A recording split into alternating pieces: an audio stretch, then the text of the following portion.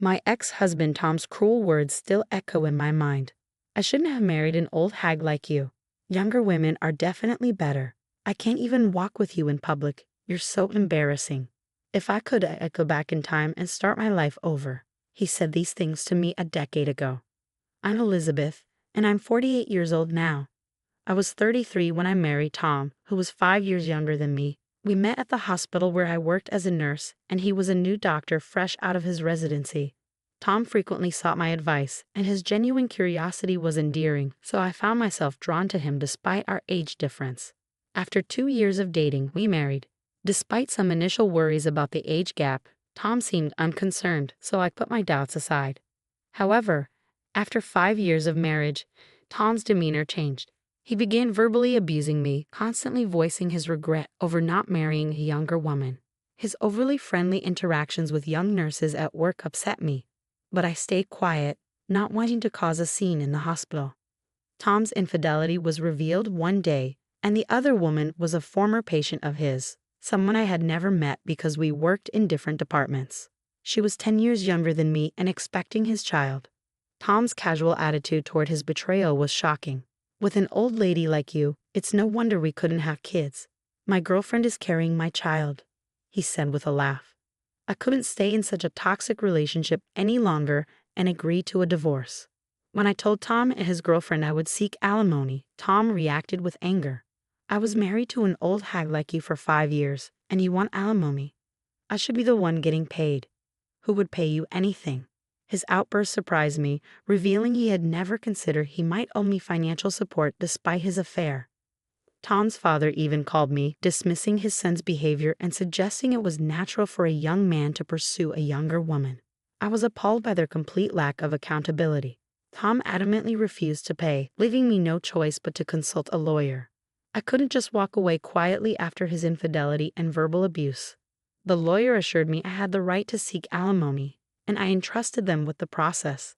It's often said that divorce is more challenging than marriage, and I certainly found that to be true. Thanks to my lawyer's efforts, I received a fair alimony settlement, ended the lease on our shared apartment, and began living on my own. I changed my last name back to my maiden name, Britton. One positive outcome was that Tom transferred to a different hospital. I wouldn't want to work with a greedy old hag like you, he remarked as a final jab. Though he quickly secured a new position at another hospital, likely in anticipation of backlash from marrying his mistress, it was clear he had planned his next move carefully. Despite everything, rumors about me circulated, suggesting I had been cast aside by my younger husband. This constant gossip weighed heavily on me and made me feel paranoid. Eventually, I left my job at the hospital. After some time aimlessly drifting, I decided to pursue work again, as I thrive on staying busy and active. Luckily, I found a small maternity clinic just 2 stops away from my new home that was looking for nurses, and I was hired immediately. Though the hospital was small with few doctors and nurses, it was a pleasant work environment where everyone got along well with patients. Miss Britton, you have a keen eye and the patients adore you. We're fortunate to have you, they would tell me. But my peace didn't last long. A pregnant woman was referred to us from another hospital, and I immediately recognized her name, Sarah Evans. She shared the same last name as Tom's mistress. Curious, I checked her husband's name, Tom Evans, a doctor. Without a doubt, it was my ex-husband Tom. His new hospital lacked an obstetrics department, so they had been referred to us. Since I had resumed my maiden name and we had never met in person, she did not recognize me, but I never expected our paths to cross here. I hesitated to reveal to anyone that she was my ex-husband's mistress, so I kept the information to myself for a few days. Then one day, Tom accompanied his wife to her checkup. His eyes widened in shock when he saw me. Clearly, he had not anticipated running into me here, and I certainly had no desire to see him either. "What are you doing here?" Tom questioned me, and his wife quickly realized who I was. "Wait, is she here to harass us?" she asked, casting an accusatory glance in my direction. "Of course not," I replied. "I was here first." I had no idea Tom had moved near this hospital, but Tom refused to hear my side of the story and accused me of following them to cause trouble. "You're stalking me, aren't you?" he shouted. "Don't be absurd." "Why would I do that? You squeezed money out of me because you're old and got dumped, he yelled, causing everyone in the examination room to learn about our relationship. The stares of the onlookers made me feel uncomfortable, even though I knew Tom was in the wrong. His wife escalated the situation by feigning distress, saying, "Oh, I'm scared. I feel like I've been targeted ever since I came here. What if something happens to my baby?" Tom took this opportunity to demand, "Please keep her away from my wife."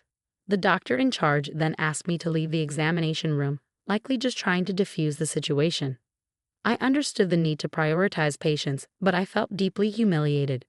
I didn't want to be there either, especially because I didn't want the details of my divorce to be exposed. To make matters worse, Tom's wife continued to berate me every time she came to the hospital. Although everyone knew I wasn't to blame, they chose to remain silent to avoid upsetting her or interfering with her pregnancy. As a result, the work environment grew increasingly uncomfortable. With more than 6 months until her due date, I couldn't imagine enduring the tense atmosphere for that long. Although it was a good workplace, I decided to resign from the hospital. "It's a shame, but there's nothing we can do," the director said, looking somewhat relieved. Though I knew I had done nothing wrong, it felt as if I were being unjustly penalized. Worn out from the ordeal, I decided not to search for a new hospital job and instead returned to my parents' rural home. They welcomed me without saying a word. Initially, I found it difficult to do anything, but the thought of remaining idle at home made me feel guilty. So I took a part-time job at a nearby supermarket. Working outside of a hospital was a new experience, but it offered a refreshing change of pace. I had always loved being a nurse, and it brought me great fulfillment, but the constant pressure and responsibility for people's lives were a heavy burden. Stepping away from that environment was a relief for my emotional well-being. 3 years after moving back home, I was offered a full-time position at the supermarket. My hard work had been recognized, and I was genuinely pleased to accept the offer. 4 years later, a matchmaker approached me. "Would you consider an arranged marriage?" they asked, catching me off guard. "Excuse me?" "I have just the right person in mind for you," the store manager announced one day. At 45, I had no plans to remarry, so I politely declined. However, the manager was persistent. "The potential match is a 47-year-old divorcee, just like you, who went through a similar divorce due to infidelity 20 years ago," the manager explained. In the end, I agreed to at least meet the person. Given our ages, we decided to meet directly without involving any intermediaries. When I arrived at the agreed-upon restaurant, my date was already there waiting. As I walked into the room, he stood up quickly to greet me and accidentally bumped his forehead against the table in his haste to bow politely. "Ow!" He raised his face, which had turned a deep shade of red. I couldn't help but laugh at the comical situation. It was a refreshingly lighthearted start to our meeting. "Hi, I'm James. Thank you for coming today." "Nice to meet you." "I'm Elizabeth," I responded. Thanks to his endearing mishap, we quickly felt at ease with one another. As James shared his story, I discovered he had fallen in love with me at first sight when he visited our supermarket during a business trip. He had arranged the meeting after discussing it with his college senior, who happened to be the manager of our main store. "I hope we can pursue a serious relationship," James said earnestly. Although I had initially planned to decline any romantic involvement, I found myself wanting to see him again instead. After dating for 6 months, we decided to get married. My parents were delighted with James and his thoughtful nature, and they were truly happy for us. Living with a husband who always puts me first has been a blessing. Since we were both older, we had agreed not to have children and instead hoped to enjoy a peaceful life together. But when I turned 48, my health began to decline. A visit to the hospital revealed an unexpected surprise. I was pregnant. I never thought I would conceive at my age, and my initial symptoms did not suggest morning sickness. My husband seemed just as taken aback. "It looks like there's a baby on the way," I told him. His immediate response was, "That's wonderful. So who's the lucky one? Do I know them?" "Yes, you know them very well. They're standing right in front of you," I said with a smile. "What? I'm the one who's pregnant?" he asked, astonished. At my words, my husband looked perplexed and remained silent for a moment. I couldn't help but think, of course, this is the reaction I expected. He turned his gaze to my belly, our baby. I nodded, and his eyes grew even wider in surprise. The news was so unexpected that it clearly took him a moment to process. I mean, even I didn't see this coming. So we're going to be mom and dad. Looks like it, I confirmed. Really? Whoa. My husband, taken aback by the unexpected news, embraced me with excitement. It's unbelievable. A miracle, a miracle. Is it okay for me to give birth? I hadn't considered not going through with the pregnancy, but I was aware of the potential complications given my age. Even the hospital staff asked me, "What do you want to do?" I understood the risks of having a baby at an older age for both the mother and child. I anticipated that not everyone around me would be supportive, and some might question my decision. Concerns about raising a child at this stage of life also weighed on my mind. Despite these fears, I couldn't imagine ending the life growing within me. "What are you talking about?" "Of course, yes," my husband quickly responded. His enthusiasm brought me happiness, but after some time, he began to express concern for my health. It's easy to imagine the potential challenges even for someone as supportive as my husband. We talked extensively and consulted with our doctor before ultimately deciding to move forward with the pregnancy. While our parents were initially surprised and concerned, they were also genuinely happy for us. We chose to give birth at a large, well-equipped hospital to ensure the best care.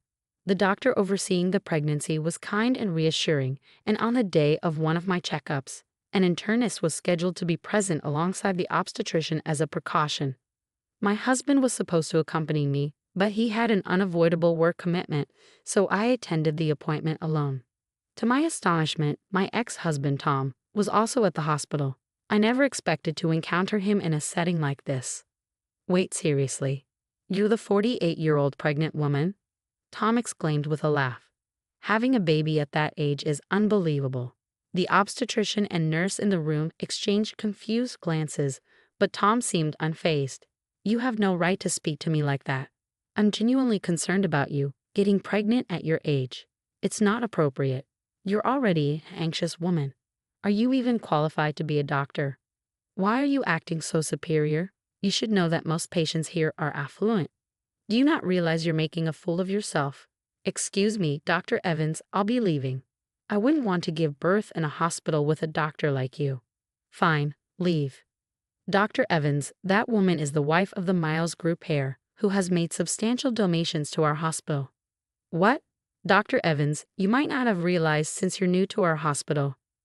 "No, but she's I have no relation to you. Nevertheless, your comments were inappropriate, as Mrs. Miles pointed out. I can't believe a doctor would say such a thing." At that moment, my husband walked in. "Sorry I'm late. My wife has been an immense help to you." He'd immediately noticed my anger, and Tom turned pale, realizing something was amiss. "Is there a problem?" "This man, Dr. Evans, just told me that giving birth at 48 is disgusting." "What?" My usually gentle husband's expression hardened in an instant when he heard my words. Since I mentioned Dr. Evans by name, he likely pieced together that the man in question was my ex-husband. I had shared details of my previous marriage with him, including Tom's name and occupation. "Are you Dr. Evans? You insulted my wife, didn't you?" Well, that's... What kind of hospital allows a doctor to insult a patient? I can't trust this place with my wife and our unborn child." As soon as my husband finished speaking, the nurse who had left earlier returned with the hospital director. I was informed there had been some disrespect. "Director, we came to this hospital on my father's recommendation, but I can't believe a doctor like this is on staff here. It seems we've chosen the wrong hospital." "I'm deeply sorry, that's not accurate. This individual is not a member of our medical staff." "What?" "I just terminated his employment." "Director, what?" "I was unaware of his behavior until now. I only hired him as a favor to a friend. We cannot tolerate a doctor who speaks in such a derogatory manner. He will not be practicing here any longer." "Wait, Director, what do you mean?" "Quiet.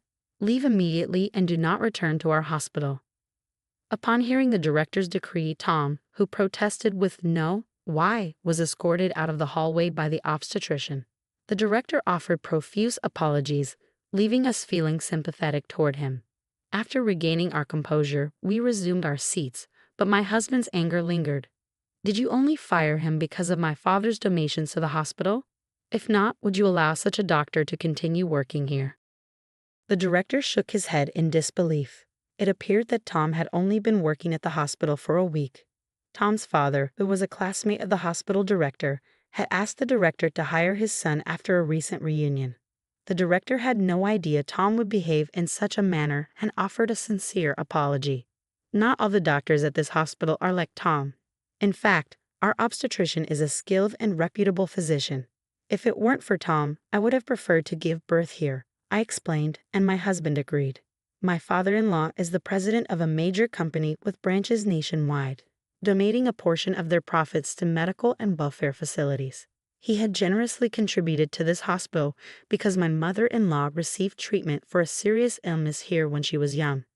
As a result, my father-in-law recommended this hospital for my childbirth. A few days later, Tom reached out to us, pleading for us to intervene with the director and have him reinstated. Surely, if you ask, they might reconsider, right? It became apparent that Tom had a history of angering patients with his arrogant demeanor and had been repeatedly moving from one hospital to another. It was frustrating to see him repeating the same mistakes time and again. Despite warnings from his father, my ex-father-in-law, that there would be dire consequences if he were fired again, Tom seemed unable to learn from his actions. I couldn't help but wonder if my ex-father-in-law's leniency had contributed to Tom's behavior. When the call came, my husband was by my side. He took the phone from me and firmly warned Tom that if he ever attempted to contact us again or came near me, he would report him to the police for harassment. It seemed that Tom took this threat seriously, as he never called again. A while later, on our way home from the hospital, we stopped at a convenience store and saw Tom working there. It appeared that no other hospital would hire him anymore. He was visibly upset and told us that his wife and child had left him, but I felt no sympathy. I decided to avoid that convenience store from then on. The next year, I gave birth to a healthy baby girl. She is truly a delight, and I am committed to raising her with love and care. My husband has been enamored with our daughter since the moment she was born and is showing signs of becoming a very doting father. I'll need to keep an eye on him to make sure he doesn't spoil her too much.